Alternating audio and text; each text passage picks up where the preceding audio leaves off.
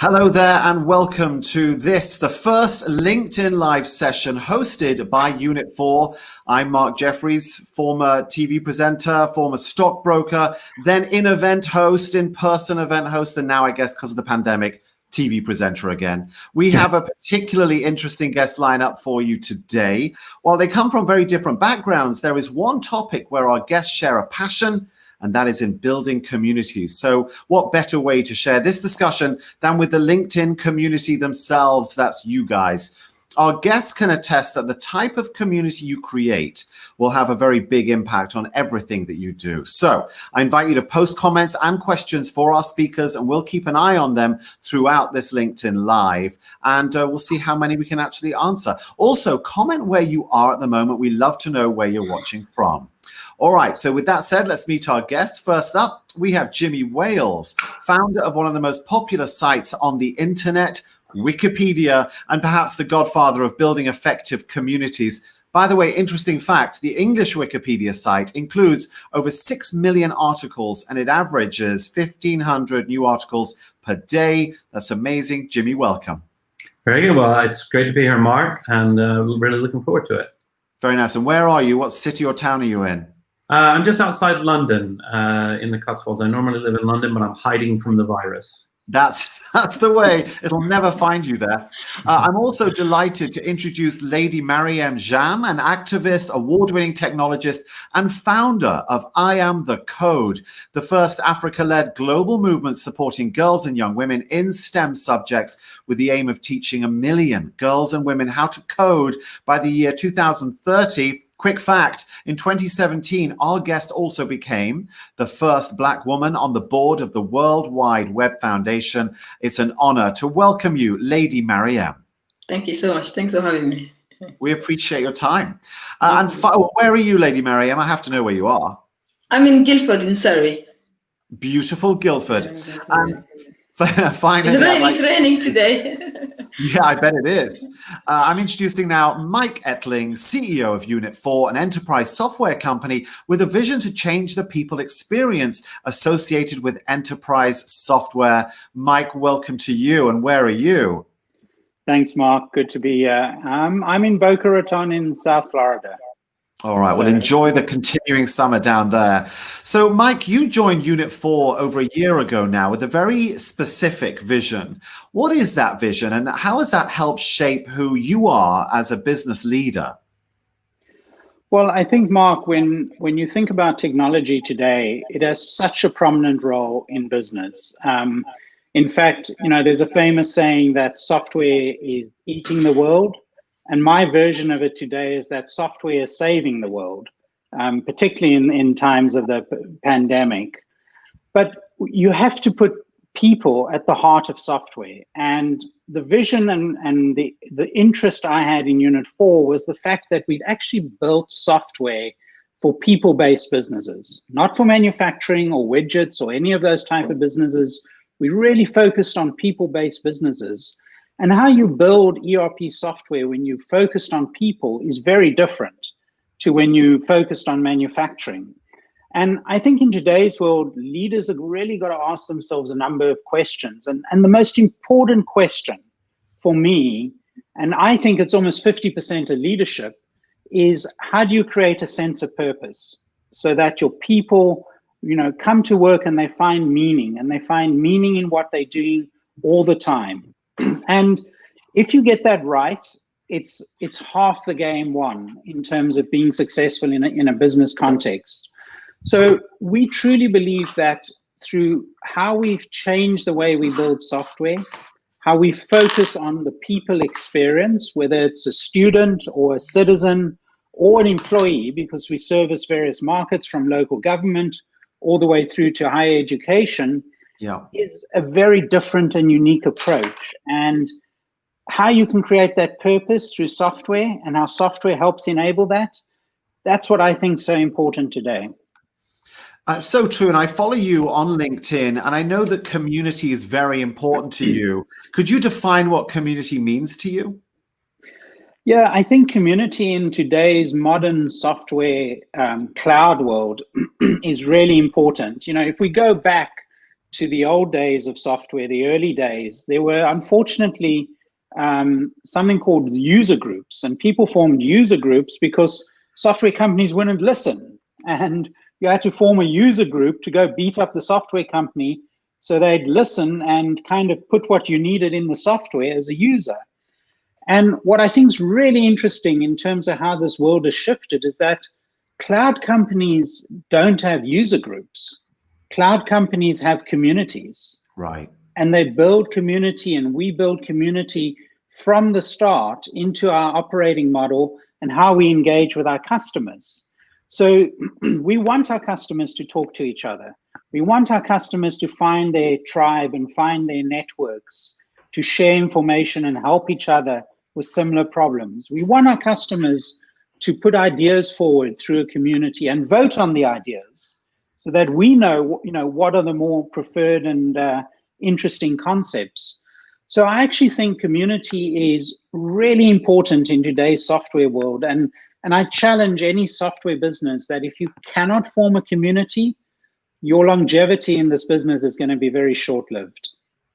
Wise words indeed. Lady Mariéme, I'm coming to you, but before I do, thank you, viewers, for telling us where you're from. We have viewers in India, across Europe, in the Netherlands. We have Stockholm, we have France, more in Boca, and also a couple of Guildford types as well. Lady Mariéme, you've achieved some incredible things despite a very difficult start in life. One of the questions we actually received for you is, what drives you to inspire young women? And do you believe that a person's passion can change people's lives? Absolutely. I mean, thank you so much for having me, Mark. And Mike, thank you so much. I'm a great fan of yours, and it's an honor for me to sit here. Jimmy is my teacher, always. Everybody knows that. So thank you so much for having me amongst you guys. I think to answer your question, what drives me is where I came from as a child. And I think today is that I just want to make a difference. I just want to make sure I participate, I contribute. I have a very sense of urgency. I've got obligation to do something because I don't want young girls to go through what I've been through as a child. So now we have connections. We have everything we need to make a difference in the world. So we just need to go out there and do it because it's very, very urgent. We can't wait anymore. And there are young girls and boys growing up. If you want to make a difference in, by 2030, at least 10 years from now, we need to really, work together and make a difference. So what drives me really is, I want to see change, but urgent change. I'm very impatient. You are impatient, but okay, let me challenge you. 2030 is quite a long time to go. Why not make it sooner? Why not make it further away? Why that year? I think that year is very important. I'll be 56 years old, first of all. So I'll be 56, and I think at the same time we're aligning ourselves with the United Nations agenda. People don't know at the moment the United Nations, is doing the global goal. This week is an important week, especially you guys inviting us. It's the 70th anniversary of the United Nations. The global goals at the heart of everything we do. We need to start serving humanity, accelerate humanity. As Mike said, we can't do anything without people anymore. What all of us we're doing is at the center of humanity. And I think the Sustainable Development Goals and everything we're doing is actually accelerating humanity. And it's really serving as a blueprint for us to go out there and say, we want to make a difference. But data counts. I'm a data person. So I think that if you really give yourself a target and a goal, by 2030, we can all celebrate. In 2015, we celebrated. In 2000, we celebrated. 2030 is a big year for us to demonstrate that actually data matters and the girls matters. Fabulous. A very valuable blueprint. Thank you so much for that. If you're watching, you can submit your questions. Just put them in the chat and we'll get to as many as we can. Barbara, by the way, says, I'm excited about Mike's vision. Finally, a company that appreciates the users and, more importantly, the people. Thank you for that. Jimmy, time for you, sir. You've probably built one of the most successful communities in the world. How do you create a movement like that and inspire that passion in people to get involved? Well, I think the most important thing for the whole world of the Wikimedia Foundation, the Wikipedia communities, is the values and the purpose. So, Wikipedia began with a very simple idea, and that's for all of us to imagine a world in which every single person on the planet is given free access to the sum of all human knowledge. That's still our core purpose today. We have certain values in the community, neutral point of view. Wikipedia tries very hard to be neutral. We shoot to be a quality encyclopedia, so we're always debating the quality of sources and how do we know these things are true and things like that. Of course, it isn't perfect, but we do have a spirit in the community of no personal attacks. So at least, and we're human, so we don't always live up to that, and people get mad at each other and things like that, but at least with those values, we have a certain set of reference points that allow us to move forward in an effective way. And I think this is very different from your typical social media, which is really kind of a wide open free speech zone where you're supposed to just spout off whatever you think and your ideas, and people end up just yelling at each other all the time. And we try to be a little more slow and a little more thoughtful, a little more reflectful. But that does mean then we end up with a stronger community because we have a set of shared values and a shared purpose. And if you can retain those values, you're 100% right. There is so much strength there. But let me just dig a little bit into what you just said. When you see what is happening in much, not all, but much of social media, some of the kind of distrust, so much of the fake facts that are out there, but most importantly, how people seem to turn on each other. Does it make you feel that there is a way through that has a kind of a more pleasant ending? Or do you think we're heading down a bit of a dark hole and the likes of the Wikipedia community can show us how to get out of that?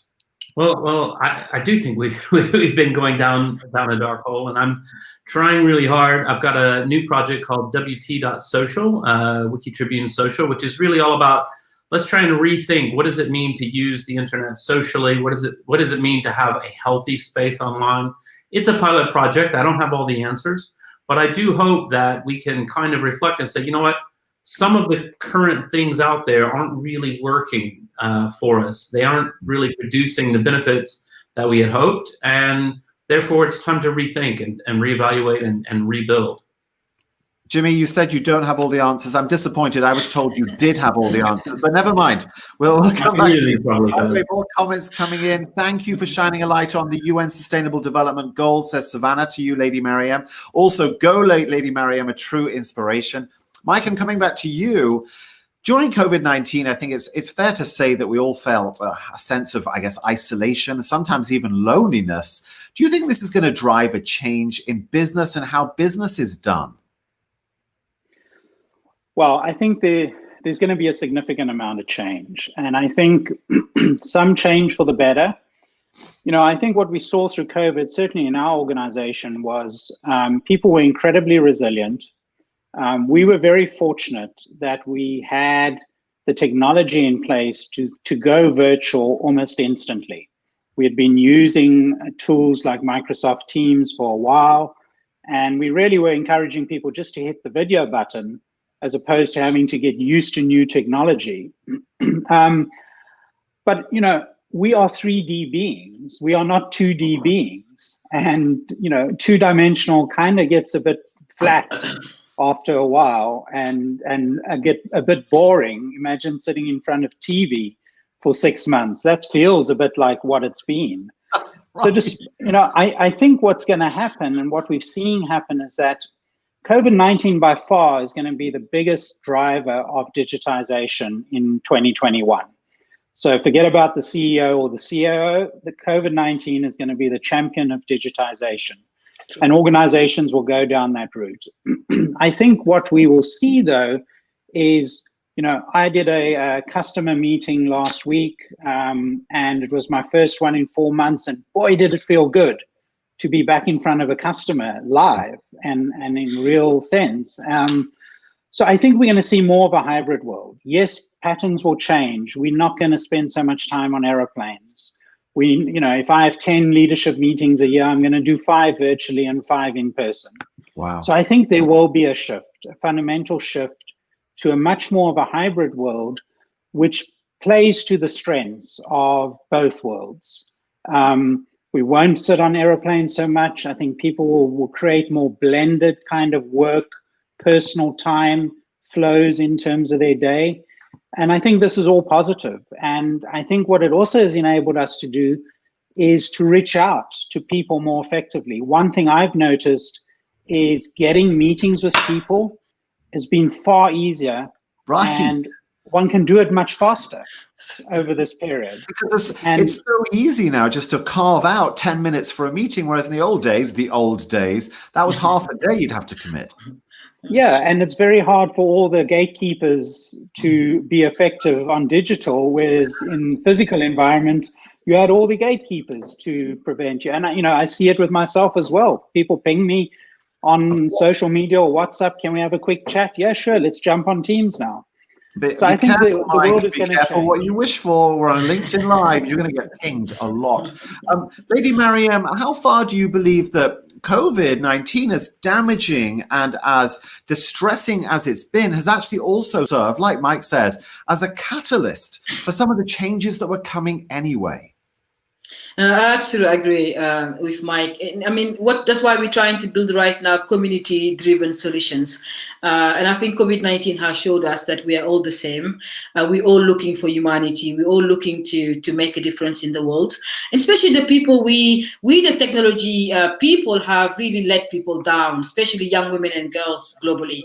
Right now, over 750 million girls don't have access to education. And I've been banging on doors for 20 years and begging the UN people and all of these agencies, tech companies included, to give girls connectivity, infrastructure, content. And it took COVID-19 for all of them to start waking up and say, what will my girls do? Our girls right now don't have internet. Internet is a human right. And so they don't have internet connection, they don't have infrastructure, they don't have content, even something to read and go on Wikipedia to read, they can't do that. So I think what Mike said is absolutely right. It's time for us to build the community-driven solutions, give power to young people and young girls. That's why I'm so excited this week that we have Wiki SDGs. It's going to be amazing because we're going to do it and we're all going to get involved in updating and editing the global goals. I want everyone to get involved in the global goals because this is the blueprint for humanity. If you don't know about it, please get your business and your companies to understand what they are, because you'll be measured on the global goals. And if you want to really make a difference and show impact in 10 years, please go and check it out. Brilliant. I think people will. And Lady Mariéme, if you can hang on after the LinkedIn Live, even for a moment, and add some details into the chat, I'm sure people would love that. A question here has flooded in. I'm going to aim at Jimmy first. How do you guys, see machine learning, artificial intelligence and RPA on a people-focused platform? Are we making life so simple, asks Tiago Bruno, and easier that users will be obsolete? What? Well, I mean, for us, you would probably be surprised at how little technology we actually use at Wikipedia. There's no AI, there's no machine learning. We don't really even use algorithms to drive, what you see on the website in any way. And in part, that's I think an outgrowth of our business model, which is just people donate money if they love Wikipedia. Which means we don't have the same kind of incentives to keep you on the site, keep you clicking, increase your time on site, and so on and so forth. So for us, certain elements of this, so machine translation is more useful to us than it used to be, but we're still very far from just machine translating Wikipedia into different languages. And, there's a little bit of machine intelligence around detecting vandalism and things like that we think will be useful. But ultimately, what we're doing, writing an encyclopedia, is still a very, very human process. For sure. And Mike, let me throw that one to you as well. How far can machine learning and AI in general help in your goal, which is to create incredible solutions, but also to drive community? Yeah, Mark, I think, I hate the buzzwords AI and machine learning because it's kind of often thrown around and it becomes the be all when it's not. Right. AI and machine learning is only valuable if it enables human beings, the users, to be more effective and to actually spend more time on where you get your real sense of purpose from and not spend more time on administrative stuff. So yes, we think AI and machine learning is really important in our applications, but in the context of how do you bring things to human beings? So if you think about COVID, one of the things which has all changed in COVID, if I go back pre-COVID, I probably spent 60% of my page, my landing page on my computer in a day was Office 365 or whatever email tool you used. today I spend 70% of my time on Microsoft Teams, or somebody else could be Zoom. So in Teams, I have some buttons where and Teams pops up messages for me to go do stuff in my ERP. Yeah. So I think AI is going to help take us to, I see this world of what I call faceless ERP, where it's just going to be there in the background. And what machine learning and AI will do will help individuals for wherever they are, whether they're on their phone or out in the road or sitting in front of Teams, do what they need to do in a very seamless, prompted type fashion. And that's where I think it's going to be really, really valuable. Very nice. Thank you so much. My goodness, our time is almost up. Lady Mariéme, I wanted to ask you, do you think organizations watching this right now can play a bigger, more powerful, more impactful role in attracting young people, especially young girls of color, into the world of coding, into STEM, as it were? Absolutely, and I think that's why I'm trying to build one of the biggest pipeline for the next 10 years. The society owes me right now, so I'm building the next pipeline of girls who's going to be working for Mike. It's going to be coding. It's really important we understand this mission, because we cannot leave young girls and boys behind.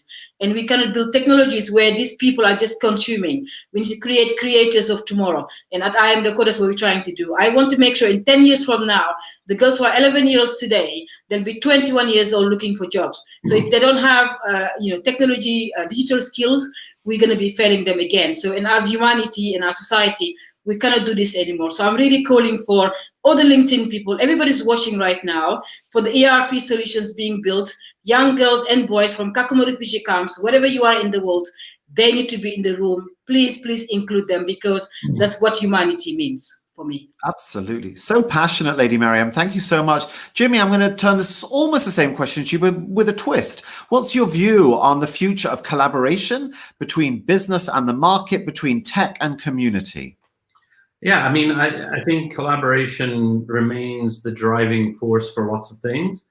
And I think that, as Mike has talked about, this switch to what we're doing now, which everyone's doing for their work, opens up new ways and new ways of thinking about collaboration with partners, with customers, with suppliers, inside organizations, and also between organizations. It's one thing to jump on a phone call, and it's another thing to do some email, but there's something more human about actually being face-to-face. Well, it's not as human as being three-dimensional face-to-face, but true. It's closer, and I think people have learned a lot about how to collaborate in some new ways during all this, and I think some of those learnings are going to persist with us in a positive way going forward. Without a doubt. Jimmy, thank you so much. All right, 1 minute left. Mike, I'm going to give you the last word. How optimistic are you about the future and all of the different opportunities that lie ahead? Extremely optimistic, and I would encourage everyone out there to be extremely positive and optimistic. The human being has been around for centuries, and we've survived some worse things than where we are now. And we didn't have the technology back in some of those challenges which we've survived as a race. So I'm extremely optimistic. I think technology puts us in a really interesting position in terms of where we can go with things. And having been born in and grew up in South Africa, Lady Mariéme, I totally agree with you. I have this expression which says Africa is the next Silicon Valley. So let's be positive. We like that. Thank you all for taking part in this live discussion. And thanks to everyone, by the way, for watching. We saw so many people active. Thank you. Unit 4 will be streaming its Experience4U event on October the 14th and 15th, where you can actually hear more from Jimmy, more from Lady Mariéme, Unit 4 customers and executives, of course. All you have to do is visit unit4.com/Experience4U for more information. We will see you there. Thank you.